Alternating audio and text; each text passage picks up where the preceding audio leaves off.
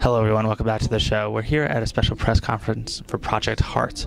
Project Heart's mission is to help Holocaust victims and their heirs with restitution. In Nazi Germany, over 6 million Jews were killed, their houses taken, and their businesses looted. Project Heart's mission is to bring this financial burden that many Holocaust survivors have to the forefront and retrieve some of the funds that are owed to them.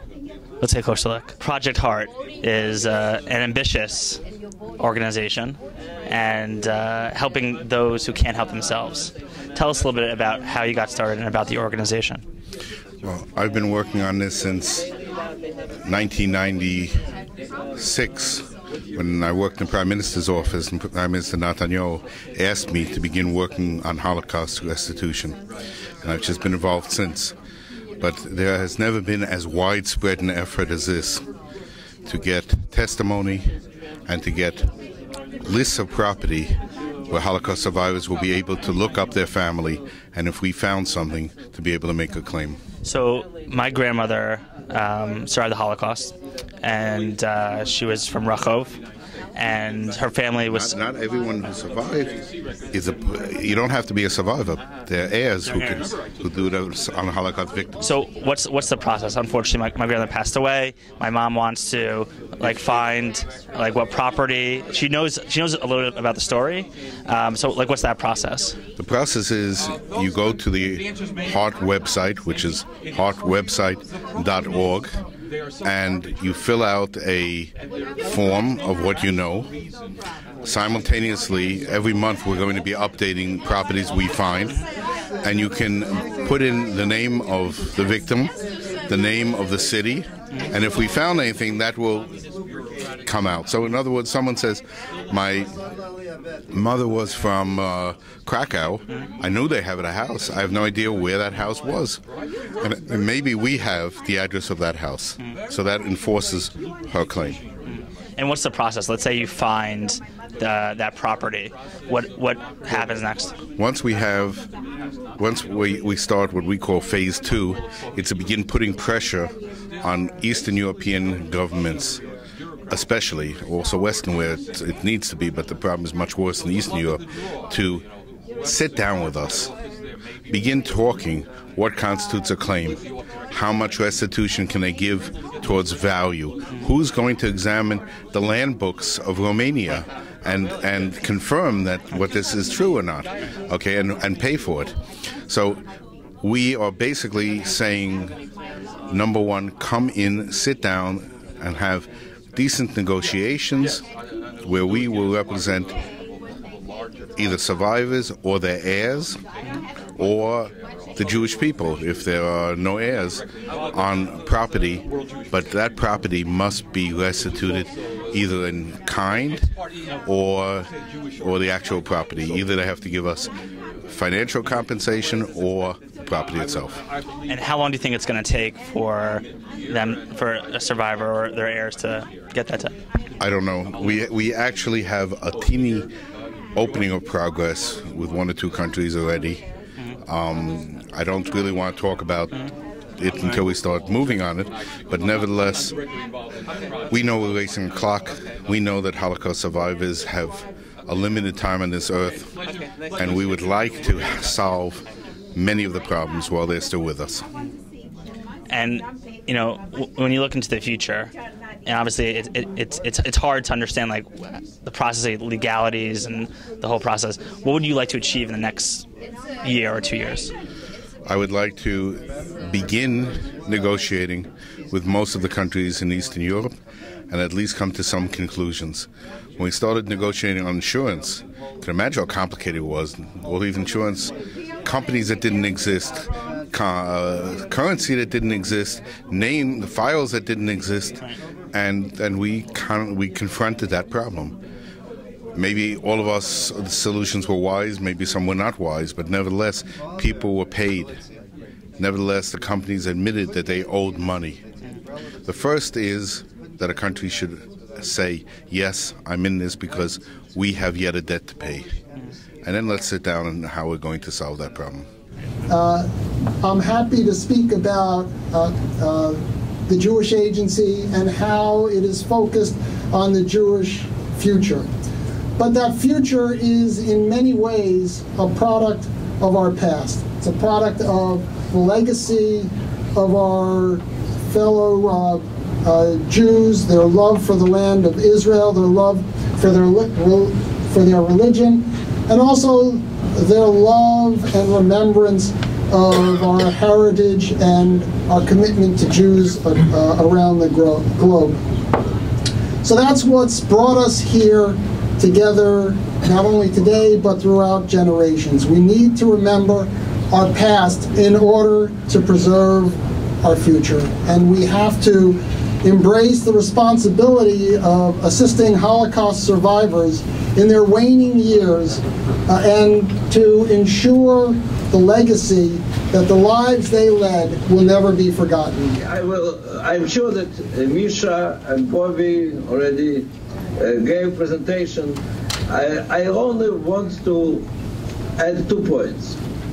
First difference is internet.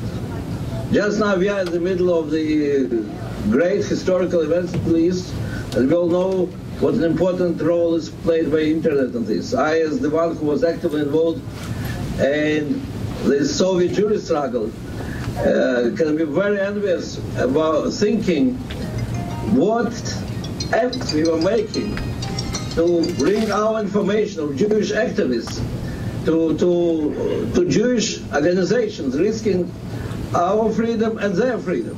And then what effort they were making to make this information known to the Jews of the Soviet Union through broadcasting which were jammed by KGB. And it all was taking months and months and months, things which take now 1 second with one email and millions are informed. This is a very powerful weapon which also has to be used to build all this process of restitution from bottom up.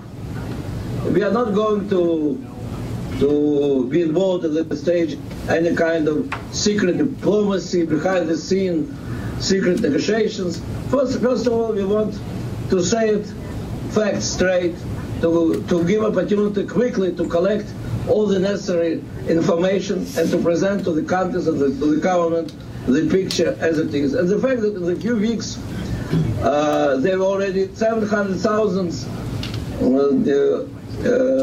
addresses to our organization shows the power of internet and the new opportunities of building all the process from bottom up. And the second difference, of course, is the fact that Israeli government made a principled decision now to sit in the leading seat in all this.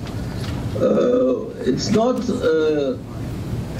in the past, in fact, in the 50s, in the 60s, in the 70s, there were big debates whether the Israeli government should be involved at all, should be, and if yes, how passively it should be behind the scene.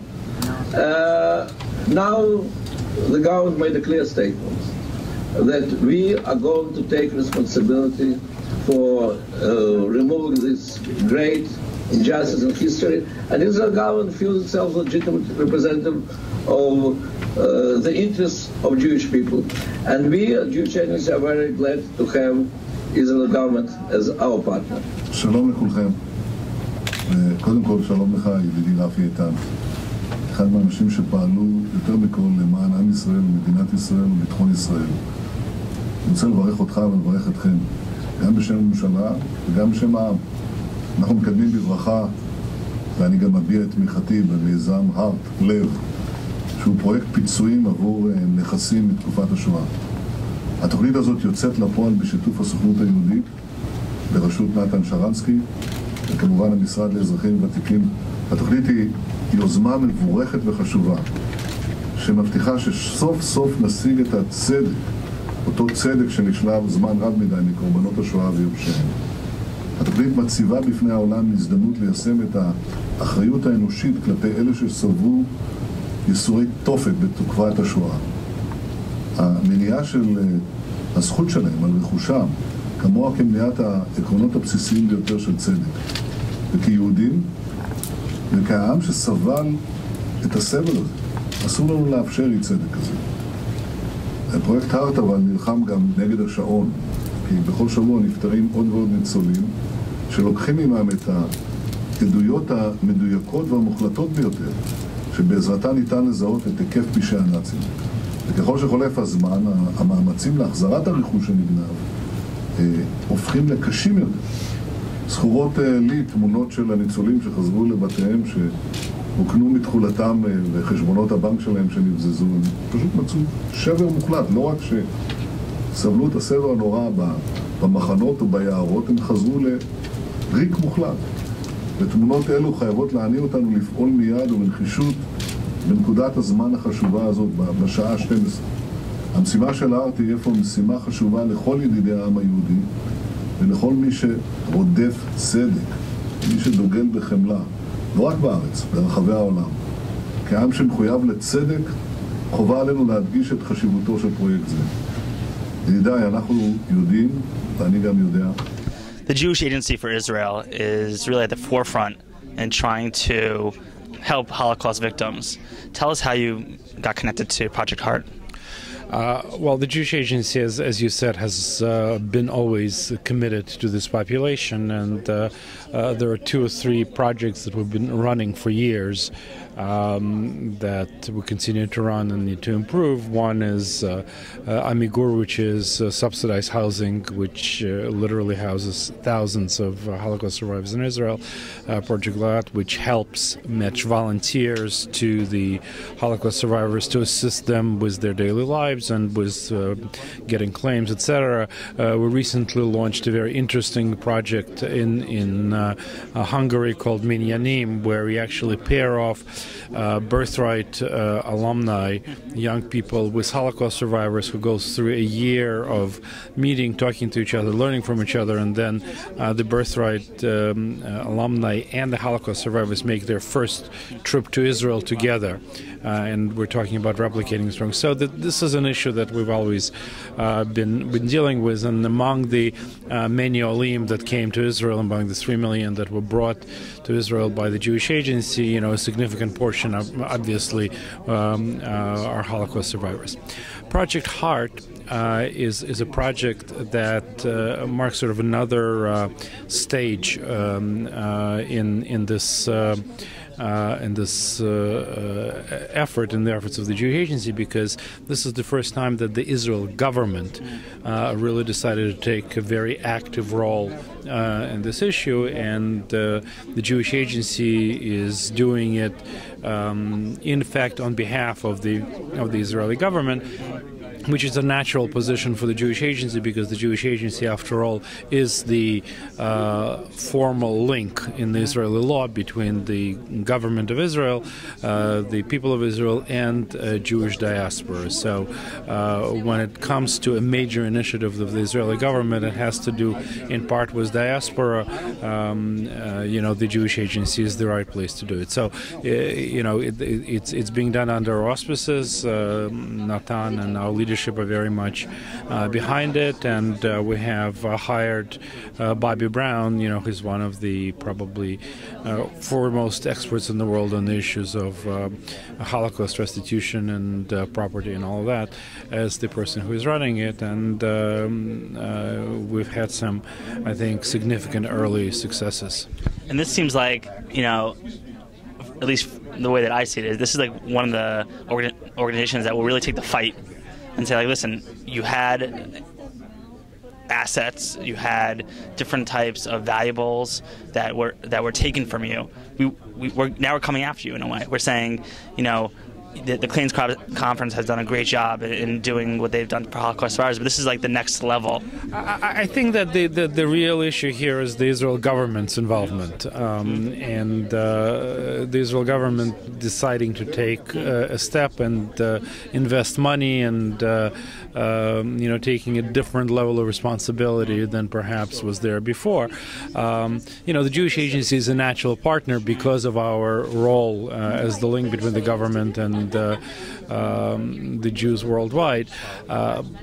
But I think, but the Jewish Agency has been involved in a variety of ways, including through claims conference and WJRO and etc.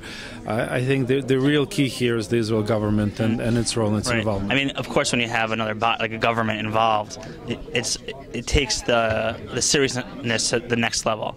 And even now in Israel, I mean, there are issues with Holocaust survivors in Israel living below the poverty line.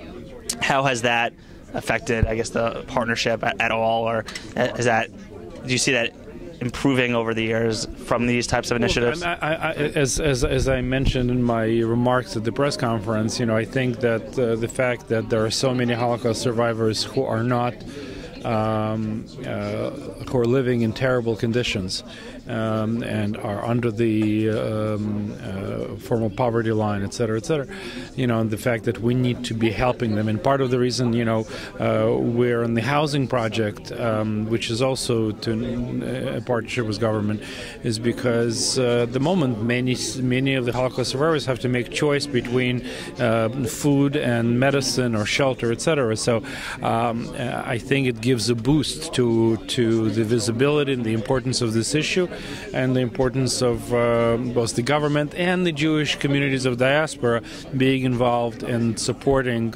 this population, making sure that they live out the rest of their lives in dignity. Right. And partnership is important. And is this the first time that there's an initiative to bring them all together? You mean like the claims conference had like their initiatives, like the Hart Foundation has their mission. Is this one of the first? Well, what is critical to this is as I said, is the involvement of the Israeli government, and I think that's a new thing. And the other is the focus on Eastern Europe, places where there's not been as much. Because in years past, there was no negotiating with some of these regimes. You're one of the few people that actually got documents from Romania, and you have them in your hand right here. I just want to show our audience that this wasn't easy to come by. It was something that you had to bribe people in Romania. And it just happened after Ceausescu fell, so I felt that there was the appropriate time to see if I can retrieve, because I did not have I don't have any memories from I have memories on my body, but nothing that will remind me a picture of anything of worth that I can put my finger and say, this is mine from my family. So when you feel that you have nothing, no background, and yet you have such terrible memories, you say to yourself, something, like this is so valuable, maybe I'll find something from my family. And therefore, when I saw it, I felt very relieved. It's very interesting that you said in your speech that these documents might not even be there anymore. That's exactly it. And it's very interesting to see that people can destroy these documents, even now. Yeah. What are you hoping for with Project Hart? Well, what I'm hoping is that I speak not only for myself, that I have some papers, which to me mean everything, but I'm talking as survivor for many survivors who don't have any papers, like I didn't have before I got these papers. So we are practically in the same boat. Just because I have a little paper, to me, that is more than a piece of jewelry. It's evidence. It's evidence that your parents legitimizes my being, my family's. So what's your process now? Like, what are you doing? Well, I am really looking forward, if I can be of any help to the Hart project in any shape or form. I am savvy with computers, and I would like to help them out in any shape or form that I can. As you can see, Project Hart is an important initiative to help Holocaust victims and their heirs in reclaiming some of their financial assets. This is Arwen Herman, and thank you for watching.